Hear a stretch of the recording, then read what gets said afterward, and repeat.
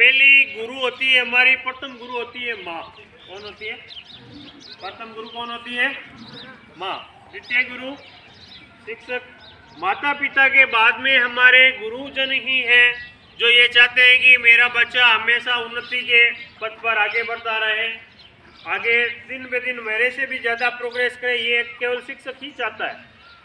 तो हमारे विद्यालय में जो शिक्षक लोग हैं, शिक्षक और सड़क है एकमात्र ऐसा स्थान है जो अपने जगह रहते हुए अपने विद्यालय को लक्ष्य तक, अपने विद्यालय में जो बच्चे अध्ययन कर रहे हैं उनको अपने लक्ष्य तक पहुंचाने के लिए वो अथक प्रयास करते रहते हैं। शिक्षक वह दीपक है जो स्वयं जल करके दूसरों को प्रकाशमान करता है। एक माला बनाने के लिए हजारों फूल चाहिए, एक माला बनाने के लिए हजारों फूल चाहिए, एक रंगोली बनाने के लिए हजारों रंग चाहिए, एक कारवा बनाने के लिए हजारों लोग चाहिए, लेकिन एक स्वर्णिम भविष्य राष्ट्र का निर्माण करने के लिए एक अच्छा शिक्षक ही काफी है। तो शिक्षक दिवस की जो हमें प्रतियोगिता रखेंगे बच्चों के लिए, लेखन प्रतियोगिता, भाषण प्रतियोगिता, निबंध प्रतियोगिता, लिखआउट में सुधार किस किस के हैं और किस लिए मनाते हैं। डॉक्टर सर्वपल्ली राधाकृष्णन जो एक शिक्षक थे और इस प्रकार वो देश का जो सर्वोच्च पद होता है राष्ट्रपति का, किसका पद होता है? राष्ट्रपति के नीचे शिक्षक से लेकर के राष्ट्रपति के पद पर कॉलेज में वो प्रोफेसर भी रहे हैं, दार्शनिक भी हुए, लेखक भी हैं।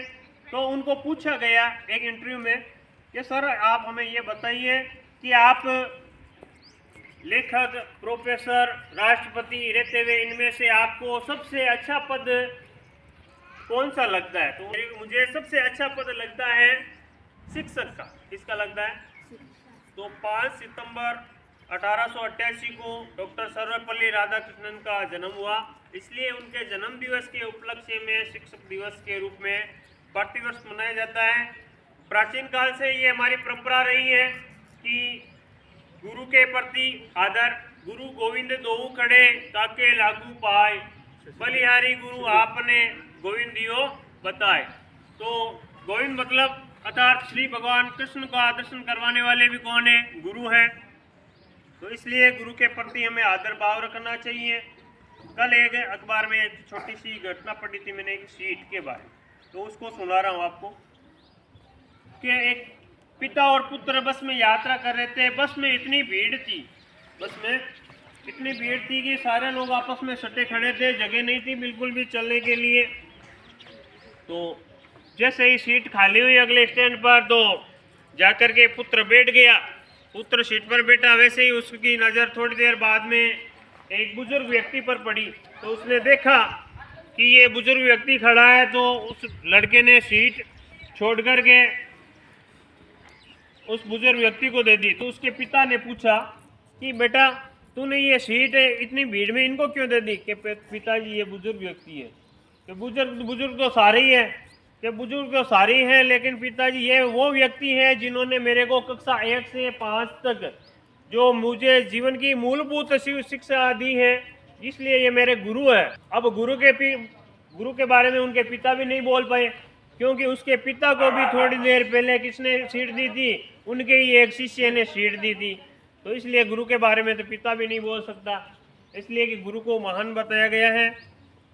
गुरुर ब्रह्मा गुरुर विष्णु गुरुर देवो महेश्वर, गुरुर साक्षात परम ब्रह्म तस्मै श्री गुरुवे नमः। इसलिए सभी गुरुओं के चरणों में कोटि कोटि नमन। और आपका लास्ट पीरियड में रखा जाएगा जो हमारा आज शिक्षक दिवस का प्रोग्राम है, उसमें सभी बच्चे भाग लेंगे। पूरे दिन भर जो भी आपको तैयारी है कर लेना कंप्लीट। इतना कह के मैं अपनी वाणी को विराम देता हूँ।